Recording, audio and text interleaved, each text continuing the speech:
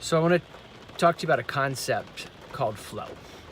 And you want more flow, whether or not you fully realize this, whether it's a productive state of focused work, whether it is aided through a substance, but it's this moment when, and I'll define flow, fear is gone. There's no existential fear of identity, which is the biggest fear. Everything else, is fruit of that root. So fear is gone. There is a loss of time. You're not absorbed. You're so absorbed in the moment that you're not thinking through what is really an artificial construct. I mean, yes, you can see that the sun is going down or coming up, but as far as the minutes, that's just made up. There's a loss of time. There's an overflow of practice. So for most people, a flow state is reached because they've done something enough that whatever would require the energy of their brain goes to the background, and they can lose themselves in that moment. So, it's the overflow of practice, whether it's Buddhist monks for 20 years of meditation, Christian mystics, people that are getting into some kind of state in their sport or their activity. Now, I will say this, this is part of the thing with adrenaline junkies. A Red Bull cliff diver can drop down into that state immediately. Now, the way I think about life is I'm not going to be a Red Bull cliff diver. I just don't have maybe the courage or the time or the energy for it. I don't also want to invest the time and energy to meditate for 20 years. I want to learn what flow is and how to get there. And so, for me, when I think about like the best state we can live in, when we're secure in our identity and there's an unobstructed expression into our mission and we're building relationships that we care about, flow happens in deep moments of work. I can think about a lot of different flow states I experience in my work. Flow states can happen in relationships. I can think about different moments with, friends, my kids, my wife, whatever.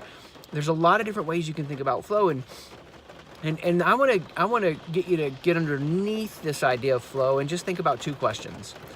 One, what are you getting to a flow state for? So there's a lot of people right now that are kind of obsessed with trying to get into a flow state from a productivity standpoint.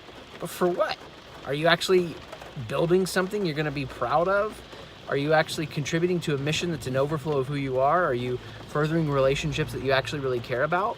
So we want to really get underneath what is driving us to want to get into these flow states.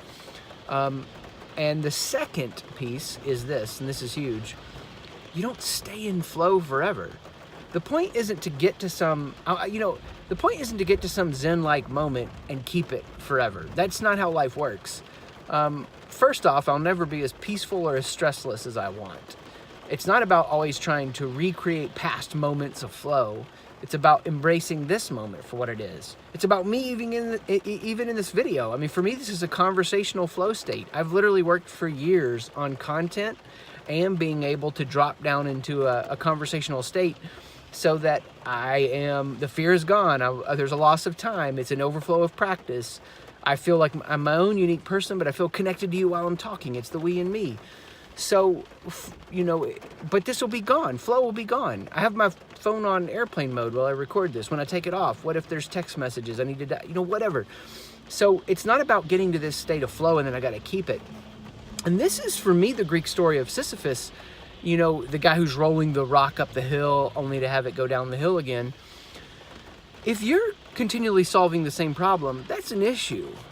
But we're always going to be moving forward. We always want to be climbing in our mission. We always want to be going to the edge of our abilities and taking vulnerable steps. And we're going to enjoy the wind for a while, enjoy that summer season. This is what I'm talking about in the Stuck book. But after we enjoy it for a while, we stay vigilant. Something's going to change. And we're going to start that circle back again. So I'm gonna enjoy flow when it's there. I'm gonna build my life in such a way that I'm getting into flow states with mission and relationships. But I'm also not gonna grasp it and hold on to it in an insecure way. The best leaders that I've ever been around, the most secure leaders, understand that you want to train the team how to drop down into this flow state. Enjoy it when it's there, and when it's not, you don't got to freak out. Peace. Thanks for being here.